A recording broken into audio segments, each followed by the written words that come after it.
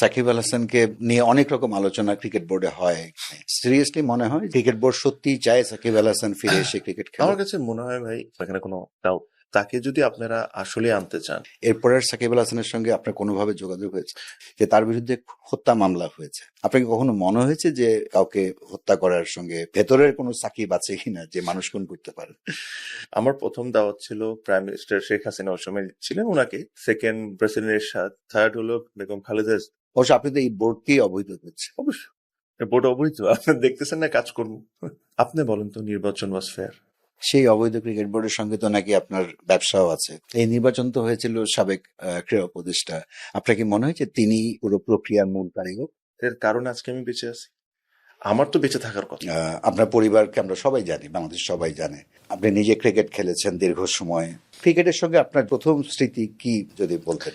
আমার জন্য আসলে ক্রিকেটটা খুব ইজি ছিল পিক করা। আমি আসলে যে পরিবার থেকে বিলং করি, আমার পরিবার, আমরা জয়েন্ট ফ্যামিলি, আমরা চাচা ভাই চাচা সবাই একসাথেই থাকি এক বাসায়।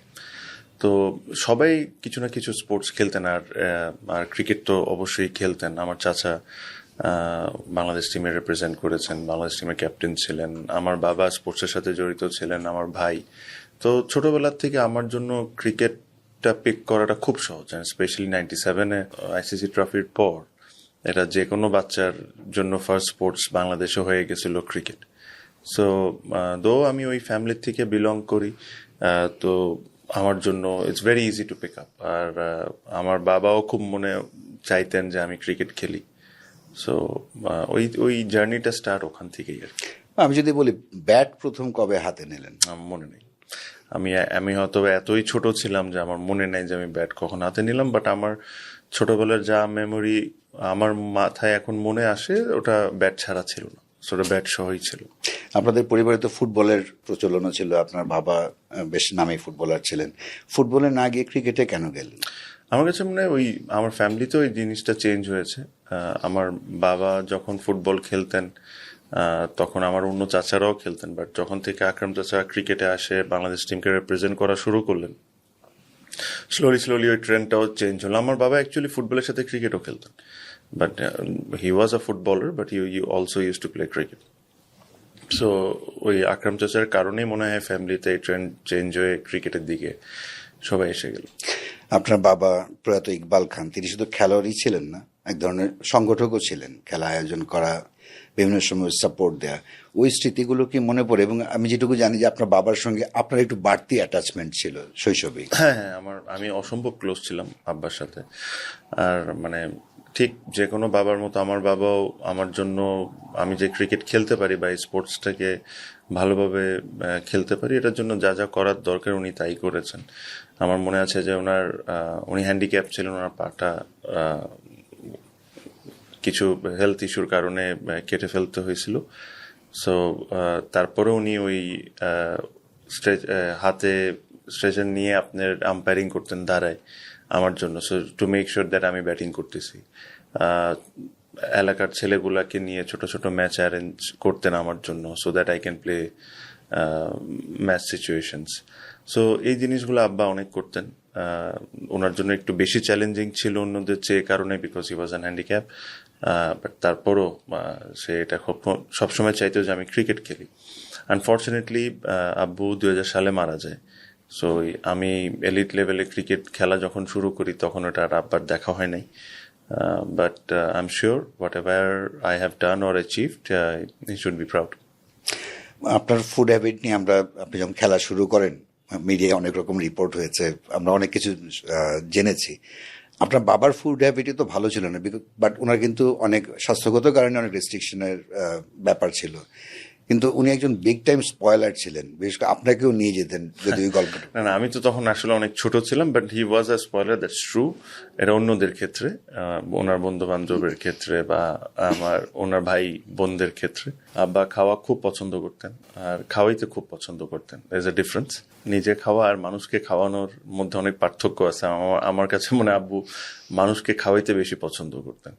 যারাই আমার আব্বার সাথে অল্প কিছু সময় কাটাইছে, ওরা এখনো অনেকের সাথে দেখা হয়। রিসেন্টলি আমি আমার একটা ফ্যামিলি ওয়েডিং এ গেছি, ওখানে অনেক পুরান মানুষের সাথে দেখা হয়েছে।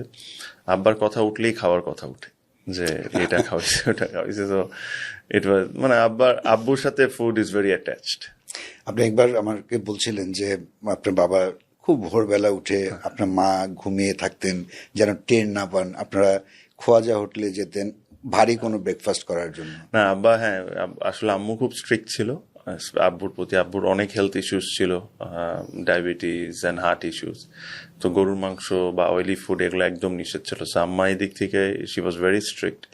সো যদি আমি আব্বার সাথে খুব ক্লোজ, উনি ভোরবেলা আমাকে তুলে আস্তে করে রুম থেকে বেরে আমরা আমাদেরই হোটেল, খাজা হোটেল, ওখানে নিয়ে যেয়ে বাউরচিকে তুলে সে তার মন পছন্দের নাস্তা রাস্তা করতেন।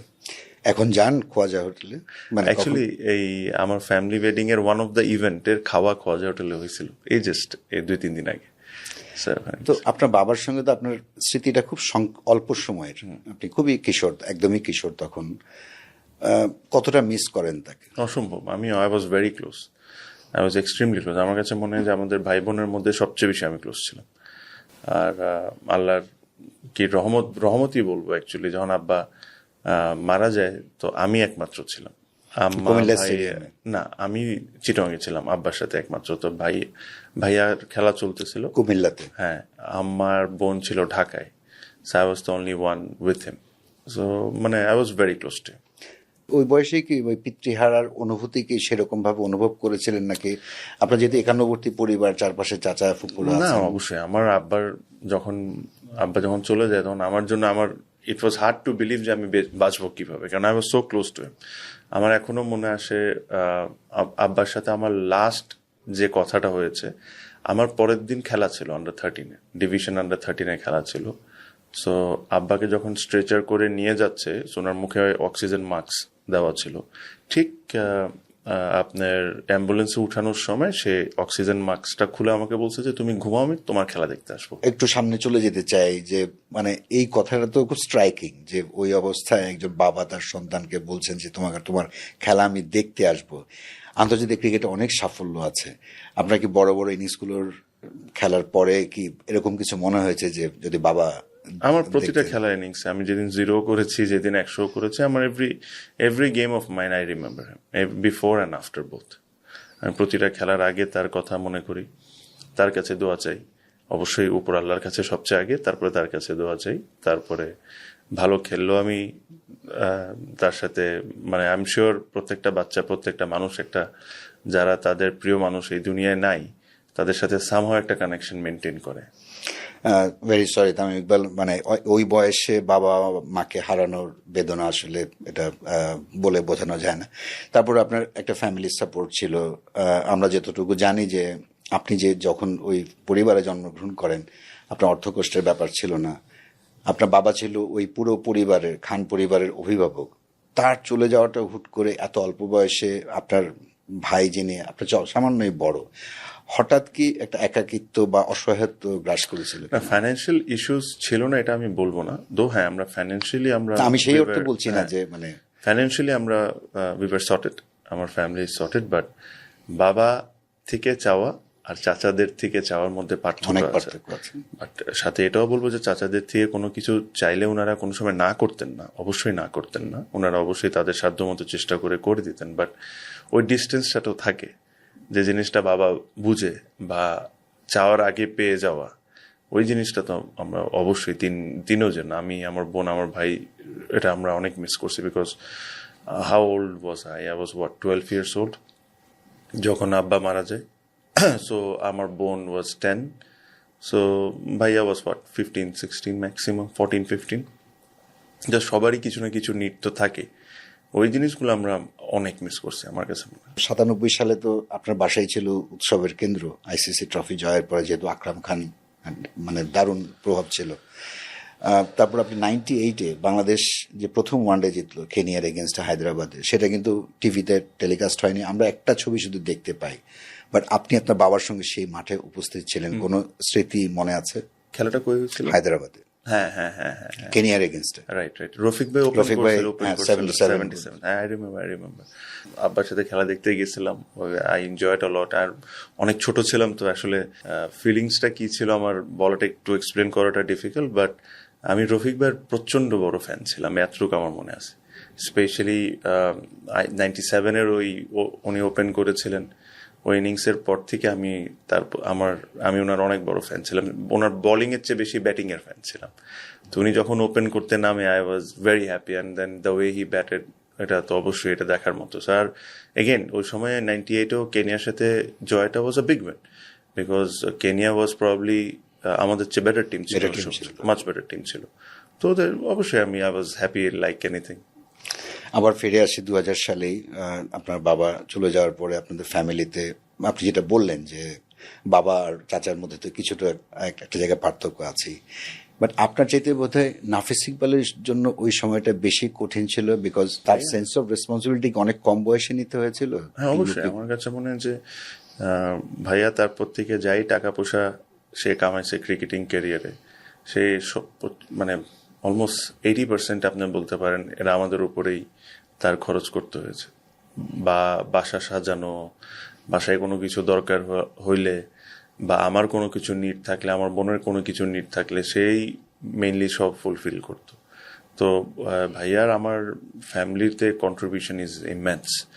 এটা আজকে হয়তো বা আমি একটা ভালো পজিশনে আছি, সেও একটা ভালো পজিশন আছে, বাট ওই সময় তার যে contribution towards the family was immense. ওটা আসলে আপনি কোনো ধরনের কোনো অ্যামাউন্ট দিয়ে আপনি কিনে নিতে পারবেন না, বা কোনো কিছু দিয়ে আপনি ওটার সাথে ম্যাচ করতে পারবেন না, বিকজ ওই সিচুয়েশনের সময় যাও করেছে আমার কাছে মনে হয় যে দ্যাটস অনেক কম মানুষই করতো।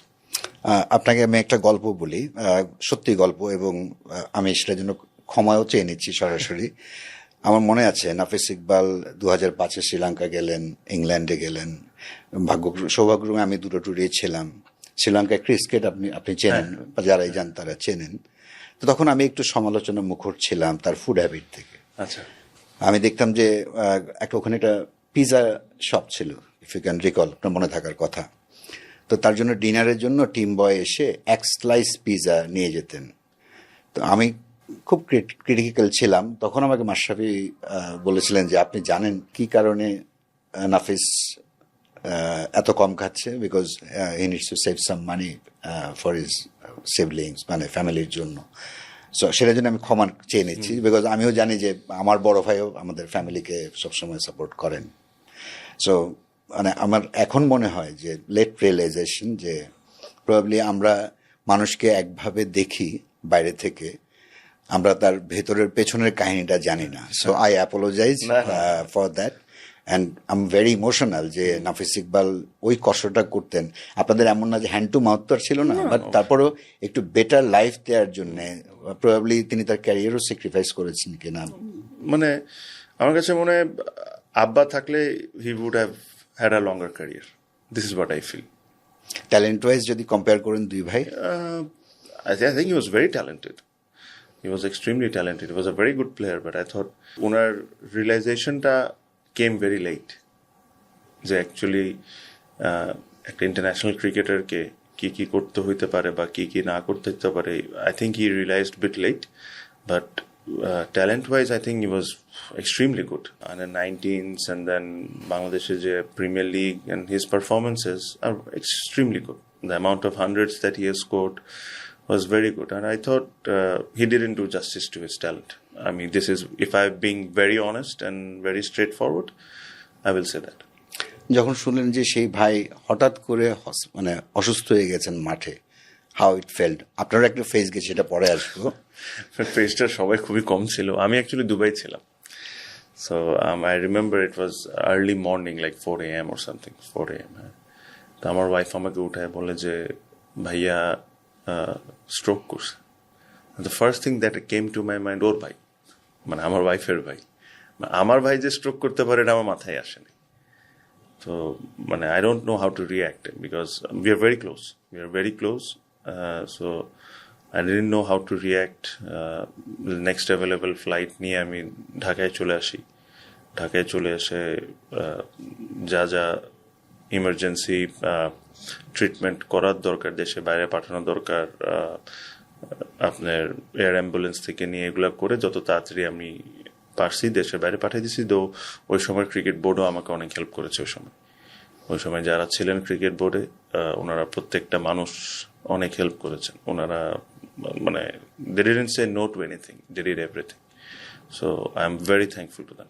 আপনার ফ্যামিলি প্রসঙ্গে যদি আসি, মানে সারা দেশের মানুষ জানে যে ইকবাল খানের দুটো ছেলে আছে, তামিম ইকবাল, নাফিস ইকবাল। আপনার একটা বোনের কথা বলছিলেন, মানে আমরা এটা আননোন স্টোরি। তার সাপোর্টটা আপনি কিভাবে পান বা তাকে আপনি কিভাবে সাপোর্ট করেন? How attached are you? She is my sister, but আমার সাথে ওর সবসময় মারামারির সম্পর্ক ছিল ছোটবেলা থেকে। তো I think she is more attach to ভাইয়া অ্যান্ড আম্মা। আমার সাথে ওই অ্যাটাচমেন্টটা হয়তো একটু কম, but then she is my sister and মানে I will do anything and everything for her wellbeing.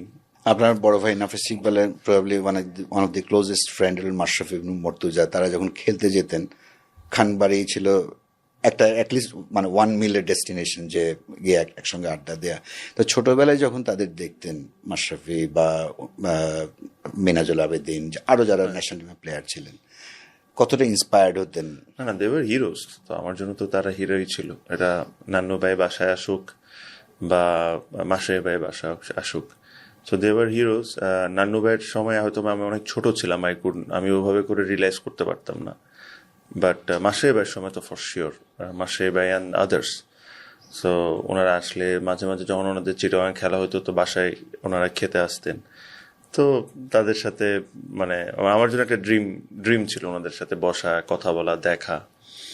So but and eventually he became one of my best mates. আমার যে 17-18 বছরের ক্যারিয়ারে অলমোস্ট 16 বছর তো ওনার সাথে খেলা হয়েছে, and I was extremely close with him. I'm extremely close with him now also. মানে whenever I get an opportunity to talk to him, I'll talk to him because ওনার সাথে এত লম্বা সময় আমি কাটাইছি। There's so ups and downs I've seen with him. এগুলা আসলে these things are above everything. আমি দেখতাম যে আপনি মাহমুদুল্লাহ, মাশরাফির রুমে, আপনারা কি নিজেদের রুমে ফিরতেন ট্যুরে, নাকি ওই রুমেই থাকতেন? না, সো বেসিক্যালি ওই আমাদের রুম ছিল ঘুমানোর জন্য, সকালে ঘুম থেকে ওঠার জন্য, আর কাপড় টাপড় যদি চেঞ্জ করা লাগতো চেঞ্জ করার জন্য। বাকি আর সারাটা সময় আমরা ওখানেই থাকতাম, মাশরাফির রুমেই থাকতাম। Probably you had spent wonderful time together. Beautiful times. আপনার আবার শৈশবে ফিরে যাই, যখন আপনি এজ লেভেলে ক্রিকেট খেলছেন, তখন একজন ক্রিকেটারের সঙ্গে আপনার প্রথম দেখা, probably you can guess, Shakib Al হাসানের সঙ্গে প্রথম দেখাটা আপনি কিভাবে রিকল করেন? সাকিবের সাথে আমার ফার্স্ট দেখা হয় আন্ডার 15-এ। I remember under 15. হ্যাঁ, আন্ডার 15 বিকেএসপি। সো সাকিবের সাথে আমি তখন ক্লোজ ছিলাম না। আন্ডার 15-এর সময় আমি অতটা ক্লোজ ছিলাম না। আমরা একটা ট্যুর করেছিলাম কলকাতায়। তখন আমরা এক টিমে খেলেছিলাম, but I was not very close to him. Under 17 onwards, তারপরে সে আন্ডার 17-এ আমাদের একটা ট্যুর হয় মালয়েশিয়ায়, যেখানে সে ক্যাপ্টেন ছিল। তখন থেকে তার সাথে আমার একটা ভালো সম্পর্ক হওয়া শুরু হয়। By the time under 19 came, we became friends. আমাদের তখন একটা ভালো সম্পর্ক শুরু হয়। We became close I think যখন আমরা ন্যাশনাল টিমে আসি। তখন ও তো আগের থেকেই ন্যাশনাল টিমে ছিল, আমি আর ওর 6 মাস পর ন্যাশনাল টিমে আসি। Then we became very very close. From under 19 onwards আমরা খুব ভালো ফ্রেন্ড ছিলাম। দেন ন্যাশনাল টিমে we became very very close for number of years. আপনাদের ফ্রেন্ডশিপের, তখনকার ফ্রেন্ডশিপের যে যাত্রাটা, এটার সঙ্গে পারফরমেন্সের সম্পর্ক ছিল? বিকজ ইউ টু ওয়্যার, হ্যাঁ অবশ্যই, I think we use to challenge each other, not মানে আই থিঙ্ক মানে কিছু কথা না বলে কিছু কথা থাকে না, আমার মনে হয় কিছু কথা না বলে নিজেদেরকে নিজেরা আমরা চ্যালেঞ্জ করতাম। এটা তো ভালো ছিল। অবশ্যই, ভেরি গুড। মানে it was a healthy challenge, it was not jealousy or ওটা কেন ধরেন মাঝে মাঝে আমি যদি 41 বা 42-তে আউট হয়ে যাই, হি ইউজ টু লাফ এট মি, হ্যাঁ, বা ও যদি 41, 42-তে বা 96, 97 আউট হয়ে যায়। সো ওই যে চ্যালেঞ্জটা, যে কার কত সেঞ্চুরিজ বা কার কত 50s, এই জিনিসটা আমাদের মধ্যে অবশ্যই ছিল। বা আমি ওকে সবসময় একটা জিনিস নিয়ে খেপাইতাম যে he never use to finish games. But Bangladesh এখন এই কথাটা আমি বলতে পারি না, বিকজ বাংলাদেশের one of the best chase গেমসগুলোর মধ্যে যদি রেট করতে হয় 1, 2, 3টা তো তার সে এগেনস্ট নিউজিল্যান্ড থাকবে। চ্যাম্পিয়ন্স না ট্রফি না, the biggest one is against Sri Lanka. Sri Lanka. Champions Trophy is there, but I think he had much more opportunities যেখানে ও খেলা শেষ করতে পারতো, তো এটা নিয়ে আমি খেপাইতাম বা ও আমাকে একটা জিনিস নিয়ে খেপাইতো। So we became very good friends for number of years. তখন মিডিয়ায় বারবার লেখা হতো দুই বন্ধু, মানে এটা কি একটা এক্সাজারেটেড মনে হতো নাকি that is the real fact? মিডিয়াতে তখন সমস্যা ছিল যে আমরা দুইজন এত ক্লোজ কেন, মিডিয়াতে এখন সমস্যা যে আমরা ক্লোজ না কেন। তো এটা শেষ হবে না, তো এটা নিয়ে কথা বলে কোনো লাভ নেই। কিন্তু আমার একটা কৌতূহল এখনো আছে অ্যাকচুয়ালি, মানে জিনিসগুলো চেঞ্জ হতে থাকলো এখন, বিটারনেসে গেল কেন? মানে ইউ নো মি সাইদ ভাই, আমি মানে জাস্ট বলার জন্য বলার কোনো আনসার দিই না। I don't know, honestly I don't know. মানে আমার জন্য এটা বলাটা খুব ডিফিকাল্ট যে কোনো একটা ইনসিডেন্ট যে এরকম হয়ে গেল বা একটা ঝগড়া হইলো বা একটা কথা কাটাকাটি হইলো, আমাদের মধ্যে এরকম কোনো কিছু হয় নাই। আমার মনে এটা বলাটা খুব ডিফিকাল্ট। এটা আসলে আমি এরকম কোনো ইনসিডেন্ট মনে করতে পারি না যে কারণে এটা হয়েছে, বাট সামহাও এটা হয়ে গেছে। এটা তো আর ডিনাই করে আসলে কোনো লাভ নেই, বাট যতটা পোর্ট্রে করা হয় অতটা না। আমি এতটুকু বলতে পারি যে যতটা পোর্ট্রে করা হয় অতটা না, বাট হ্যাঁ দ্যাটস ট্রু যে আমরা যে ক্লোজনেসটা আমাদের মধ্যে ছিল ওটা এখন প্রবলি ওরকম নেই। না, আমার কাছে অবাক লাগে 2022 আপনি যখন সাউথ আফ্রিকায় সিরিজ জিতলেন, আপনি আর সাকিব তখন ক্রিজে দুজনকে হাক করলেন, পিকচার মানে অনেকদিন ধরে কথা হচ্ছিল যে আপনাদের বিটারনেস, মাঠে তো আমরা নেভার। এই কারণে আমি এটা আমি মনে করি কি যে মানে কার সাথে কি সম্পর্ক না সম্পর্ক, why people are worried about আমরা খেলার মাঠের বাইরে কি করতেছি, দে শুডন্ট বি ওয়ারিড। খেলার ভিতরে we are good as ever. খেলার জন্য যা করা লাগে, একটা ম্যাচ বাংলাদেশকে জিতানোর জন্য যা করা লাগে, he gives his 100%, I give my 100%. If you have to discuss something, we discuss something. খেলার ওই রোপের ভিতরে ওয়ার্ল্ড ইজ ভেরি ডিফারেন্ট। আর ওটার জন্য আমি কোনো সময় আই ডিডন্ট ফিল যে আমাদের কারণে কোনো ক্ষতি হচ্ছে টিমের। I thought we were absolutely normal. 2023 বিশ্বকাপের আগে আপনি রিজাইন মানে ক্যাপ্টেন্সি ছেড়ে দিলেন, সেই গল্পে যেতে চাচ্ছি না, বিকজ অনেক কিছু সাকসেস অনেক কিছু আছে বলেছেন। এরপরের সাকিব আল হাসানের সঙ্গে আপনার কোনোভাবে যোগাযোগ হয়েছে? হ্যাঁ, কথা হয়েছে আমার, তারপরেও আমি শিওর কথা হয়েছে কোনো না কোনো জায়গায়, কোনো না কোনো ইস্যু নিয়ে তো টুকটাক কথা হয়েছে। জুলাই আগস্টের পরে 24-এর আমার সাথে একবার কথা হয়েছিল যখন কোয়াব রিফর্ম হচ্ছিল, তখন উই স্পোক ওয়ান্স। যখন কোয়াব রিফর্ম হচ্ছিল তখন, কারণ কোয়াবকে যখন রিফর্ম করা হচ্ছিল তো কোয়াবের থেকে সবাইকে জানানো হচ্ছিল যে ভাই এভাবে করে জিনিসটা হবে, তো তখন ওই আলোচনার মাধ্যমে আমার সাথে একবার কথা হয়েছিল। সাকিব আল হাসানকে নিয়ে অনেক রকম আলোচনা ক্রিকেট বোর্ডে হয়, কখনো বলা হয় তাকে মানে অ্যাভেলেবল না, আবার গতকাল কি বলা হলো যে তিনি অ্যাভেলেবল, মানে কি সব বলা হচ্ছে। আপনার কি সিরিয়াসলি মনে হয় যে ক্রিকেট বোর্ড সত্যি চায় সাকিব আল হাসান ফিরে এসে ক্রিকেট খেলে? আমার কাছে মনে হয় ভাই, হি ইজ প্রবাবলি বাংলাদেশের সবচেয়ে বড় স্পোর্টসম্যান, সবচেয়ে বড়, এখানে কোনো ডাউট নেই। সো তাকে যদি আপনারা আসলে আনতে চান বা তারে যদি আপনারা আসলেই সরকারের সাথে একটা আন্ডারস্ট্যান্ডিং করে তাকে আনতে চান, তাহলে নিয়ে আসেন, খুব ভালো। আপনারা যদি এটা মনে করেন এটা সঠিক, আপনারা করেন, তাতে কোনো সমস্যা নেই। বাট অন্য কোনো কিছু ঢাকার জন্য তার নাম ব্যবহার করে এই কাজটা করেন না। আমি আসলে আমার পজিশন থেকে বলাটা খুব ডিফিকাল্ট যে আসলে ওনারা কি বুঝে কথাটা বলছেন, বিকজ তাদের কথাবার্তা তো আগে অন্যরকম ছিল। কালকে আমিও শুনলাম আপনার মতো অন্যরকম, বাট যদি গভর্নমেন্ট গ্রিন সিগন্যাল দিয়ে থাকে, যদি সব দিক থেকে সব থাকে, তাহলে যদি আপনারা যদি মনে করেন ইফ ইজ কেপেবল, আপনারা অনেক খেলান। আর যদি এটা জাস্ট একটা আই ওয়াশ করার জন্য চেষ্টা করতেছেন, তাহলে এই কাজটা করেন না, because I think he deserve that respect.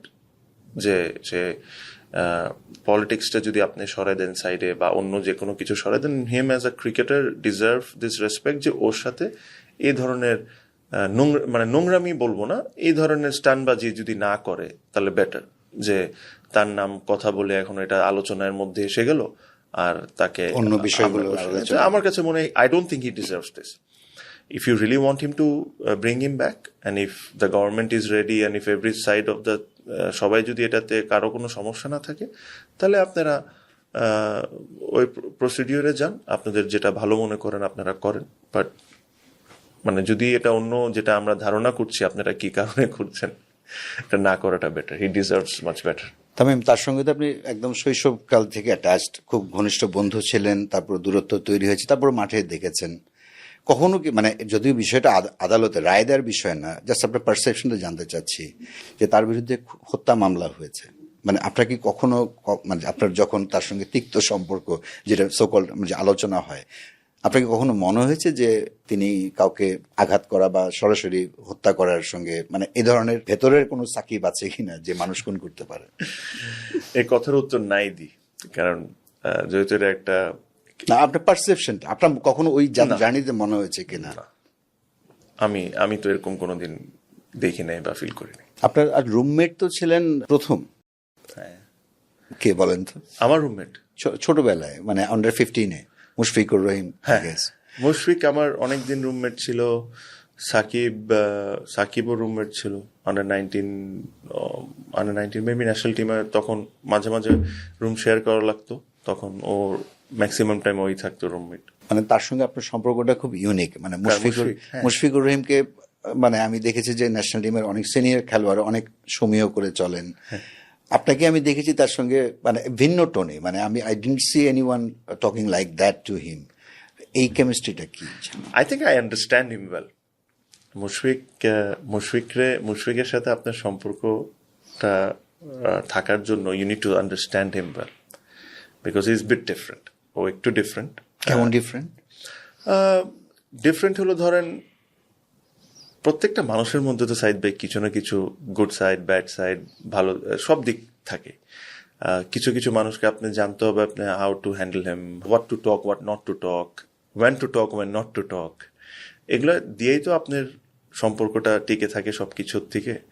তো মুশফিকের সাথে আমার ফার্স্ট অফ অল অনেক ক্লোজনেস, অনেক আগের থেকেই। আর আমার কাছে মনে হয়, if I am not wrong, cricketing সার্কেলে এতটুকু বলতে পারি, প্রবাবলি আমি একজন যে ওকে যা ইচ্ছা তা বলতে পারি। তাছাড়া আমার মনে হয় না যে ওকে যা ইচ্ছাতে যে কোনো কিছু কেউ বলতে পারে। বাট আমি বলতে পারি because I know how to handle him. I know when is upset, I know when is happy, I also know when okay এই কথাটা বলা উচিত হবে না, because he is sensitive sometimes. আর যখন ও when is happy, he is happy as anyone, মানে ও যোগ যে কোনো কারোর মতো যোগ করে। So I think I understand him well. I also think that he also understands me well. So I think we have a lovely relationship. Actually, I was there last night at his house.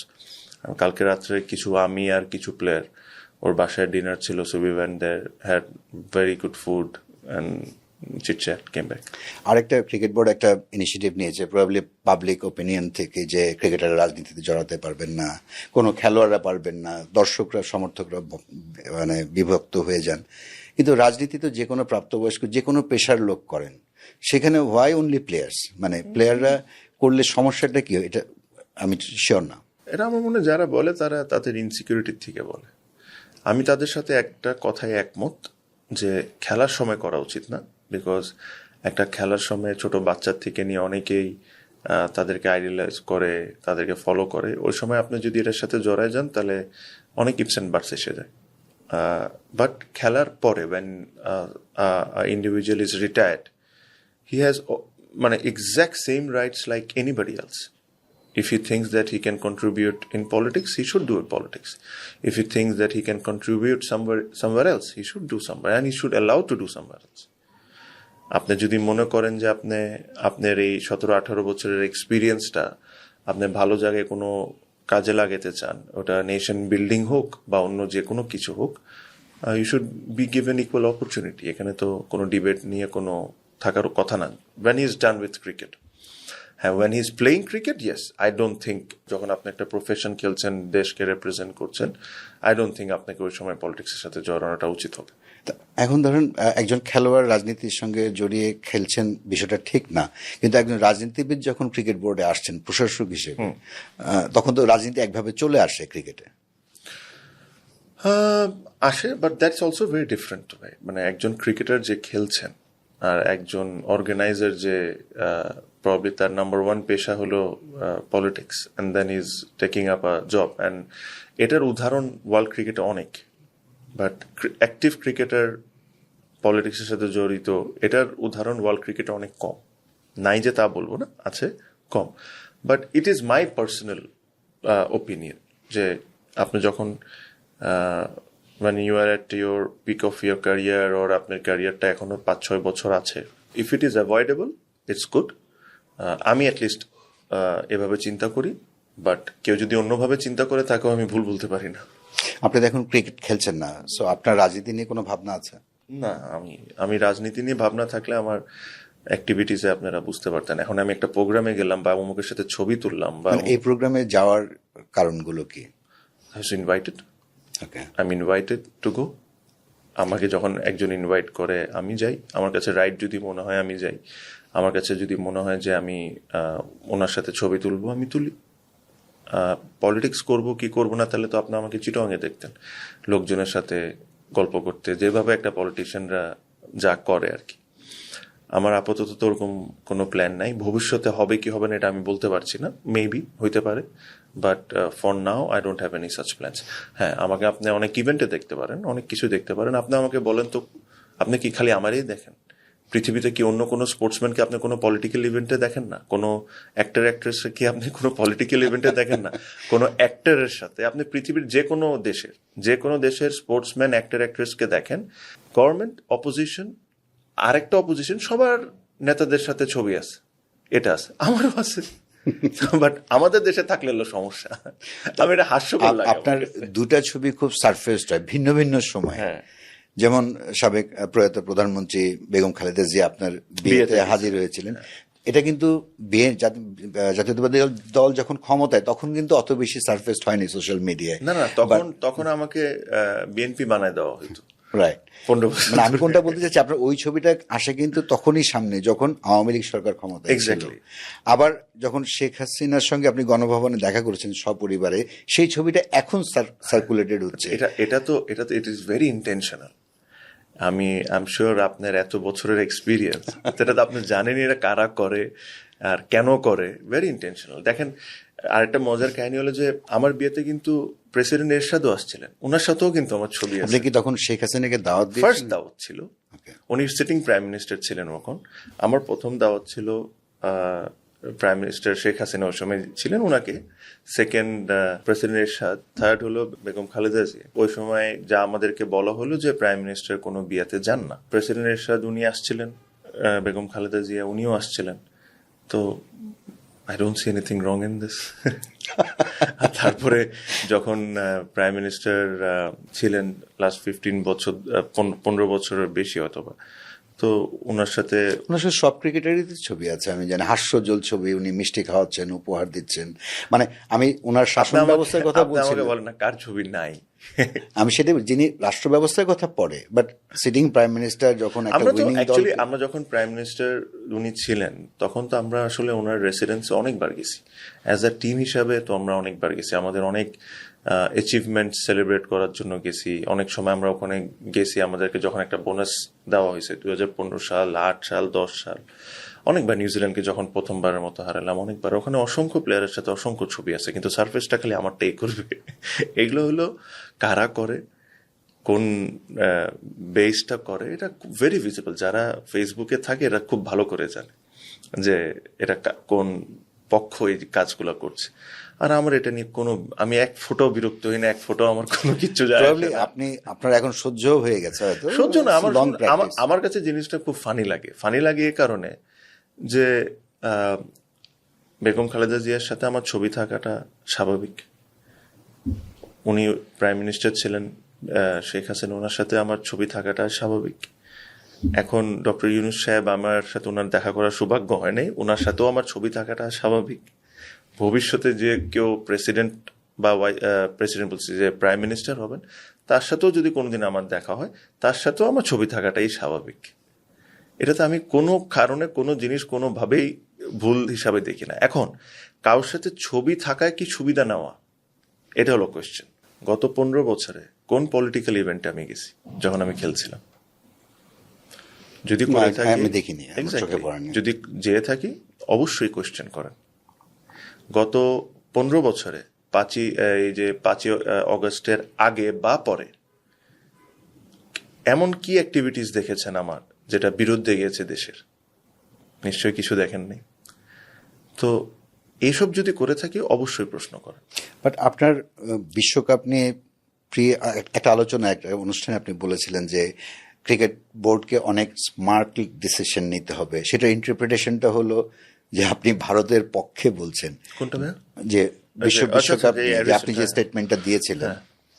ওটা ছিল যে একটা cricket স্বার্থটা যেন আমরা সামনে রাখি। দেখেন, আমার কাছে যেটা মনে হয়, যা আমি বলেছি, অনেক মানুষের অনেক ধরনের রিয়াকশন আছে। অনেক মানুষ আমাকে ধন্যবাদও দিয়েছে যে অ্যাটলিস্ট আপনার সত্য কথাটা বললেন। অনেক মানুষের অনেক ভিন্ন মত ছিল, থাকতেই পারে, মানুষের পার্সোনাল ওপিনিয়ন থাকতে পারে, বাট মেজরিটি অফ দেম, আমি একটা জিনিস জানি, ওনারা আমার পুরো স্টেটমেন্টই দেখেননি। যা হয় নর্মালি। তো নর্মালি হয় কি, তো যখন আপনি একটা স্টেটমেন্ট দিবেন তখন ওই প্লে কার্ডগুলো বানানো হয় বিভিন্ন নিউজ চ্যানেল থেকে, প্লে কার্ডগুলো বানায় দেখে মানুষ, ওটা দেখেই একটা রিয়াকশন দিয়ে দেয়। বাট আমি এটাই বলবো, এর চেয়ে বেশি আমি ওই বিষয়ের কোনো কিছুই বলবো না। যে কারো যদি কোনো সন্দেহ থাকে, আপনারা প্লিজ একটু যায়, ইউটিউবে এখনো পাবেন 10 মিনিটের ভিডিও আছে। 10 মিনিটের মধ্যে আমি মনে হয় 4-5 মিনিট এই ইস্যু নিয়ে কথা বলেছি। একটু কষ্ট করে দেখে নিন।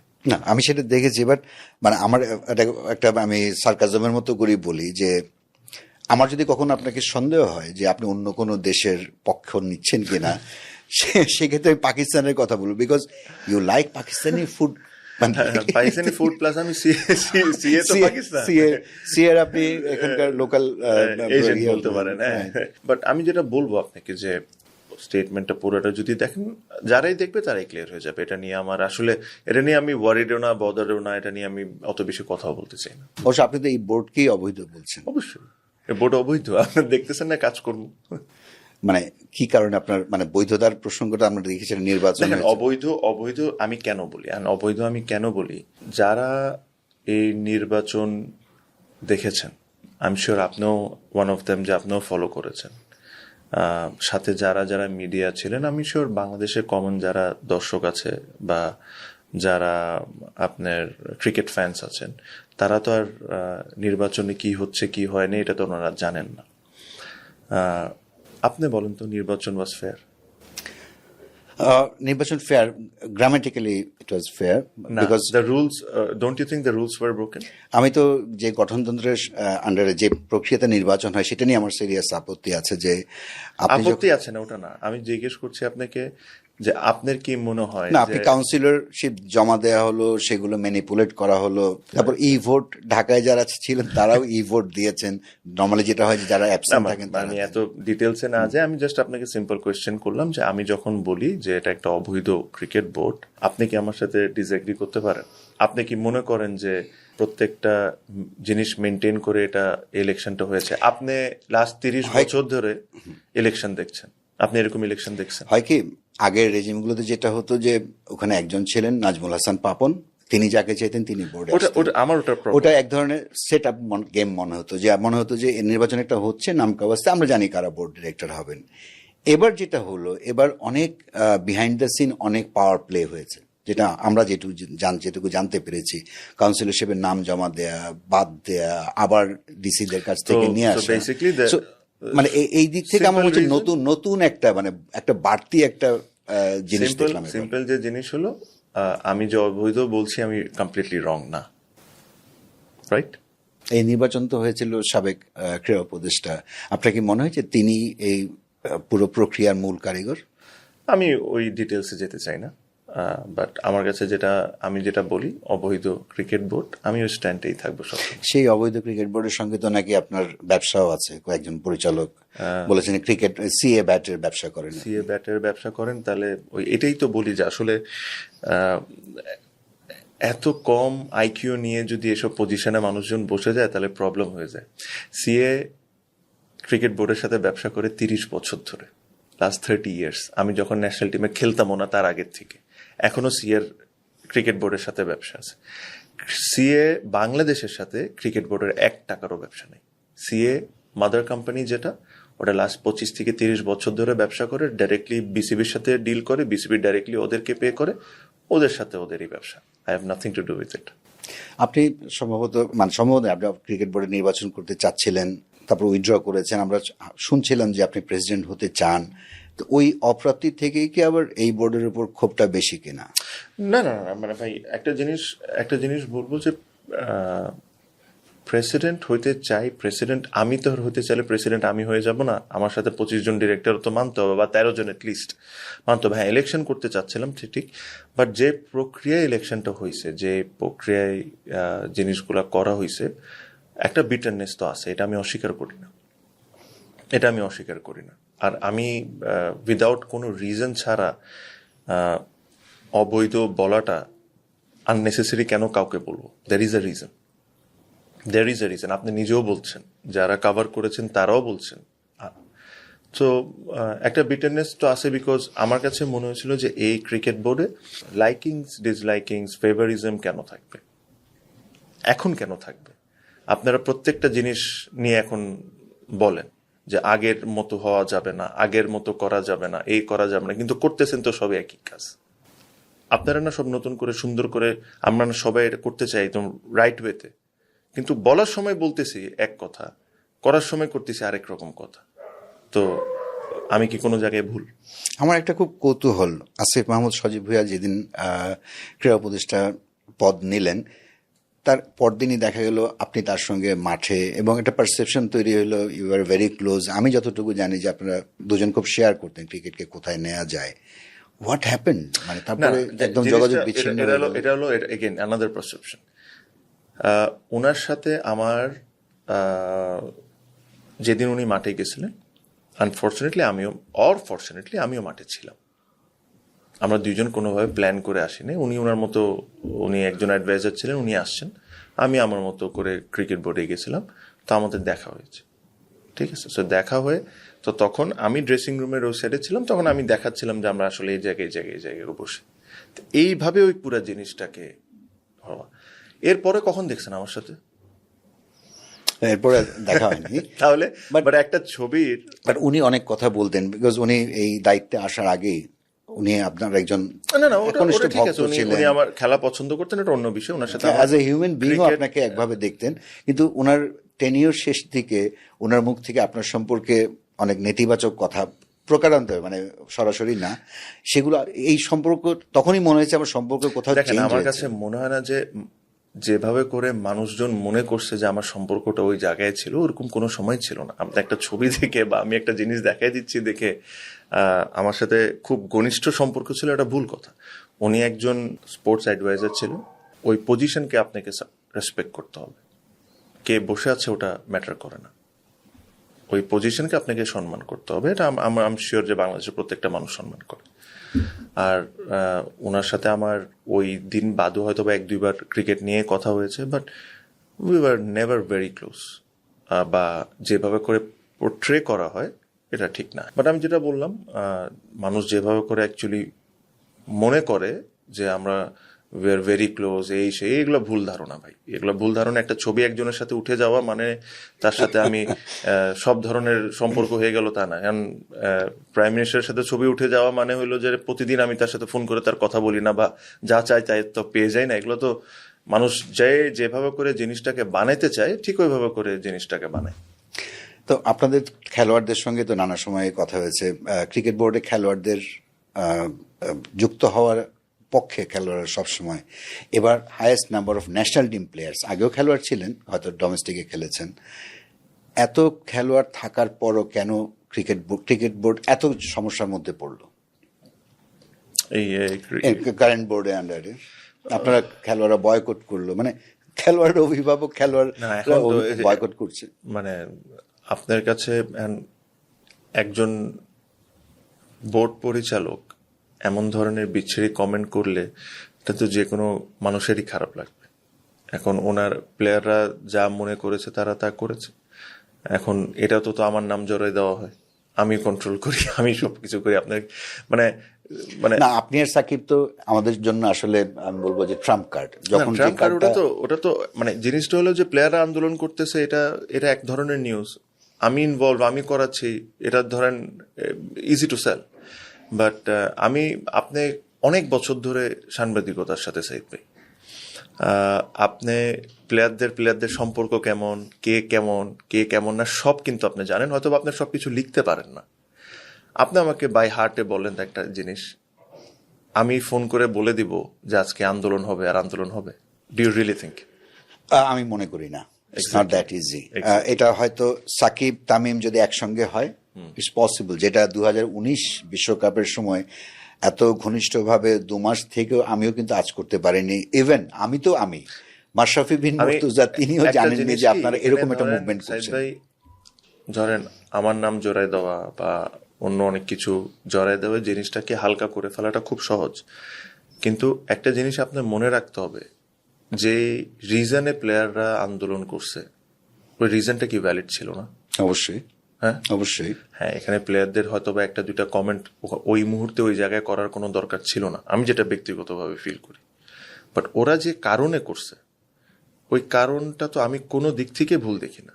তামিমগুলো অবাক লাগে কোনটা, যে এতজন নামী ক্রিকেটার, তারকা ক্রিকেটার এখন ক্রিকেট বোর্ডে আছেন, বোর্ড পরিচালক হয়ে, তারাও ক্রিকেটের এই সমস্যাগুলো মিট করতে পারছেন না ক্রিকেটারদের।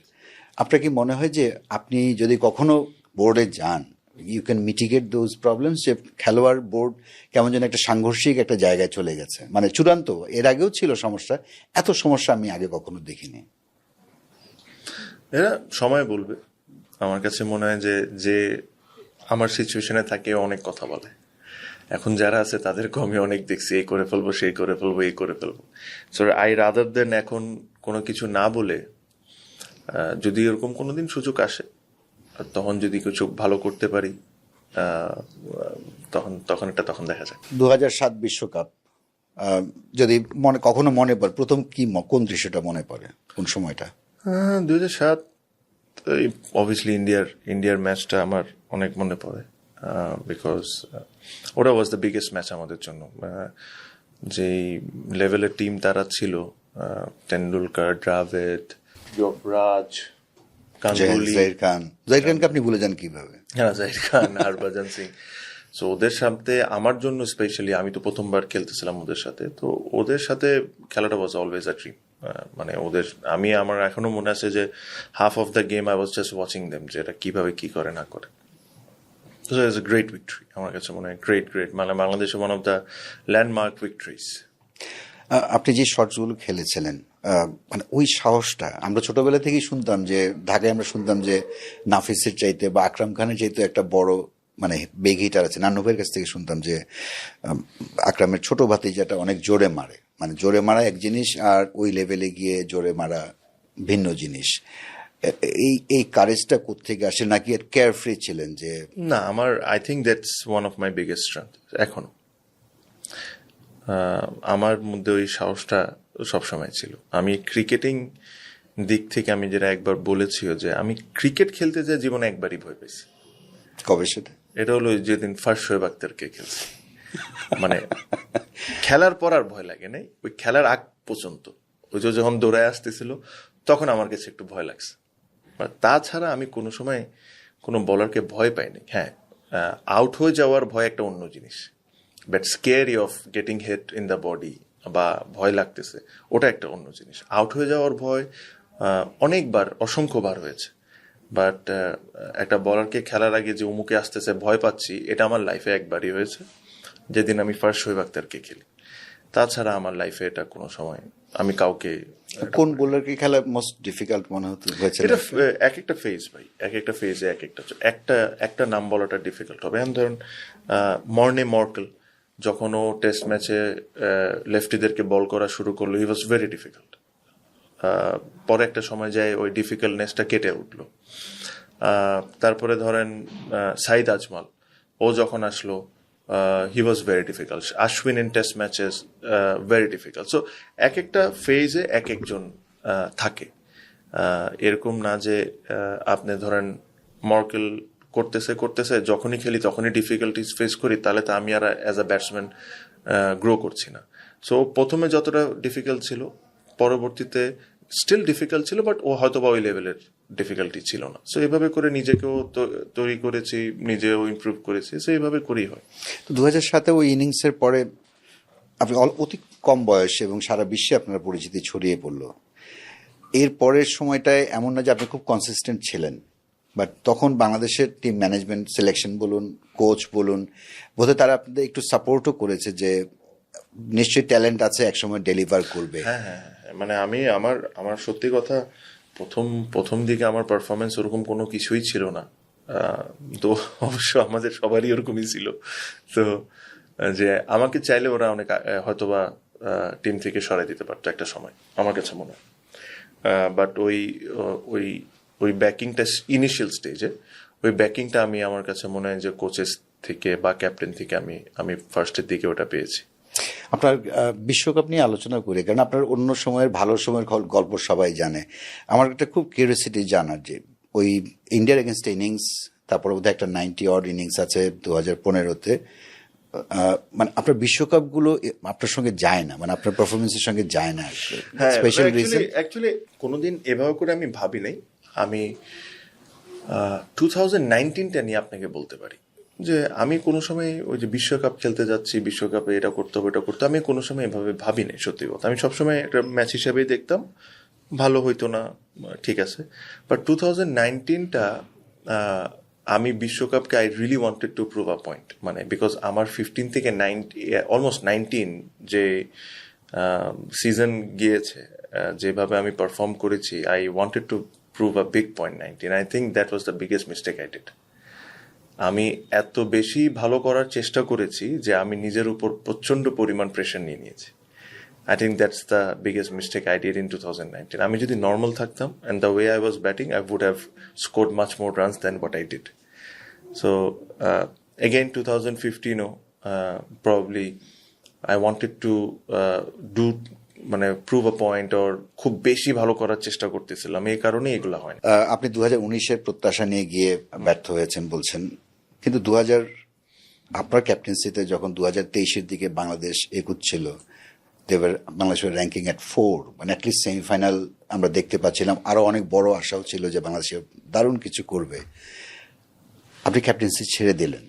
আপনার কি এখন মনে হয় যে, মানে আমার পার্সোনাল ওপিনিয়ন হলো যে আপনার ছেড়ে আসাটা প্রবাবলি আপনার জন্য, দলের জন্য ডিসিশন ভালো হয়নি? Do you agree with that? ওই সময়টা বিবেচনা করলে I did the right thing.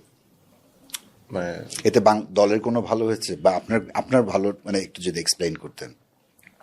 আপনি জিনিসটা দেখতে হবে যে লিড করতেছে আপনাকে, প্রথমত তার তো ভালো থাকতে হবে।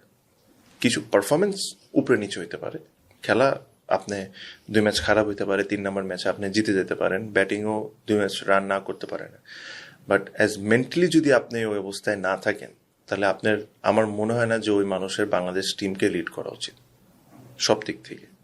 If you're under too much pressure, if you're under mental stress, if you're under a lot of things, আপনি যদি if you're mentally not 100%, I don't think anybody should lead Bangladesh, because it's a great position to have, Bangladesh captain. আমি কিছু না বললেও আমি ক্যাপ্টেনই থাকতাম, আমি জানি, because we did so well under me. But সবাই এটা মনে করে যে এটা একটা হুজুকের ডিসিশন ছিল। It was never a sudden decision. মানে you don't regret? I do not regret. Okay. I do not regret. That's fine. That's fine. একদম শেষ দিকে চলে এসেছি। একটা মানে ক্রিকেটার তামিম না, একজন মানুষ তামিমের গল্প আমি জানি বলি শেয়ার করছি, যে আমার এক্স্যাক্টলি মনে আছে 2019 বিশ্বকাপে যাওয়ার আগে বাংলাদেশ টিমের প্র্যাকটিস শেষ হয়েছে, তার পরপরই ঈদ ছিল, যেহেতু আয়ারল্যান্ড টুর আগে ছিল। তা আমি হঠাৎ দেখলাম যে আপনি অনেক একটা টাকার বান্ডিল নিয়ে বসছেন এবং সবাইকে, গ্রাউন্ডসম্যান, তারপর টিম বয়, এদেরকে দিচ্ছেন, এবং অ্যামাউন্টটা আমি বলতে চাচ্ছি না, মানে মনে হচ্ছিল বেশ কিছু টাকা। তো এরপরে যখনই, মানে আমার মাধ্যমে আমি কোভিডের সময় আমি দেখেছি যে আরিফা জাহান বিথি, যিনি অনেক কাজ করেছেন, নাজমুল, অপুরা বিভিন্ন জায়গায় করেছেন, ইউ সাপোর্টেড এভরিওয়ান। ইভেন আমি আপনাকে অনেক লিস্ট দিয়েছি যে দে নিড হেল্প, এবং আপনি কিন্তু দ্বিতীয় প্রশ্ন করেননি। সো প্রবাবলি আমার সরাসরি আমার থ্রুতে number could rich up to 100, around 100, এবং আমি তো আর এমন কেউ না, নিশ্চয়ই আপনার আরও ক্লোজ সার্কেল আছে। আমি বলতে চাচ্ছি কোনটা, যে এই বিষয়টা যে কোনো মানুষের বিপদের কথা শুনলে টু রেইজ ইওর হ্যান্ড, এটা একটা অসাধারণ ব্যাপার। হয়তো অনেকে চায়, পারে না, বা কেউ হয়তো চায় না, ভিন্ন কথা। আপনার মধ্যে এই জিনিসটা কিভাবে ডেভেলপ করলো? I think it comes from my father, আমার বাবার থেকে। আর আমি অলওয়েজ একটা জিনিসের বিলিভার, আমি সবসময় এই জিনিসটা বিশ্বাস করি যে আজকে আল্লাহ আমাকে এই পজিশনে রাখছেই ফর সাম রিজন। আজকে আল্লাহ আমাকে এই পজিশনে এই কারণেই রাখছে যে আই ক্যান হেল্প যাদের হেল্প দরকার। হ্যাঁ, আমি আজকে একটা সার্টেন পজিশনে আছি। আমি এই উদাহরণটা অনেকবারই অনেক জায়গায় দিয়েছি, তাও আবার আপনার এখানেও বললাম যে ধরেন একটা রিক্সা চালায়, যে একজন রিক্সা চালক, যদি আমি ভুল না হয়ে থাকি, তার প্রতিদিনের ইনকাম কত টাকা হবে? 300-500 টাকা সারাদিনের একটা ইনকাম হবে। আমার জন্য 500 টাকা খরচ করা কোনো ব্যাপার না, মানে আমি সেকেন্ড টাইম চিন্তাও করবো না। বাট তার জন্য অলমোস্ট 12 ঘন্টার কষ্টর পর 500 টাকা কামানো। তো আমি আজকে 50 টাকার ভাড়ায় যদি তাকে 500 টাকা দিয়ে দিই, তাহলে তো আমার কোনো কিচ্ছু যায় আসতেছে না। 500 টাকা দিয়ে আমার কি আসা যাবে? বাট তার জন্য 10 ঘন্টার কষ্ট কমে আসলো। I always think like that. মানে আমার কাছে মনে হয় যে এই ছেলেটা এর দরকার এই মুহূর্তে, আই এম কেপেবল। হ্যাঁ, এখন আমাকে কেউ যদি এসে বলে যে 5 কোটি টাকা লাগবে, এটা করার জন্য আমি করতে পারবো না ভাই, that is not beyond my capacity. হ্যাঁ, কেউ যদি এসে আমাকে বলে যে 50,000 টাকা লাগবে, 1 লাখ টাকা লাগবে, বা 5 লাখ টাকা লাগবে, whatever, that is under my capacity, আমি তাদেরকে ওই ধরনের হেল্প করতে চাই। আর আমার কাছে মনে হয় যদি আপনার সামর্থ্য আছে, আপনি সবকিছু দেখতেছেন, তারপরে যদি আপনি চোখটা বন্ধ করে দেন, তাহলে আমরা মানুষ হয়ে করলামটা কি? বিকজ ইউ নেভার নো ভাই। আমি এইসবের আমি হয় 5 ওয়াক্তের নামাজ হয়তো বা পড়ি না, but I am a very big believer in God, I am a massive believer in God. You never know, আমার কোনো একটা ভালো কাজ বা কোনো একটা উপকার এর কারণে আজকে আমি বেঁচে আছি। আমার তো বেঁচে থাকার কথা না। ওই সময়টায় আপনি তো বিকেএসপি থেকে গেলেন অলমোস্ট ডেড। আমি যত মানুষকে দেখেছি, মানে আপনি অনেকে জানে না হয়তো দর্শকরা, যে ওই হসপিটালটা যাওয়াটা কিন্তু একটা অনেক বড় চ্যালেঞ্জ। দূর থেকে নিশ্চয়ই সারা দেশের মানুষ দোয়া করেছেন, কিন্তু যত মানুষকে আমি ওখানে উপস্থিত হতে দেখেছি, মানে যে যেভাবে আমি পেরেছে। এটাই বললাম সাইদ ভাই, যে দেখেন আমার 22 মিনিট সিপিআর দেওয়া হয়েছে আমাকে। আমি সিঙ্গাপুরে ডক্টর দেখেছি, ইউকেতে ডক্টর দেখেছি, ব্যাংককে ডক্টর দেখেছি। প্রত্যেকটা ডক্টর আমাকে একটাই কথা বলছে যে তুমি কেমনে বাঁচলা, মানে ইট ইজ নট পসিবল যে তুমি বেঁচে যাবা এই অবস্থায়।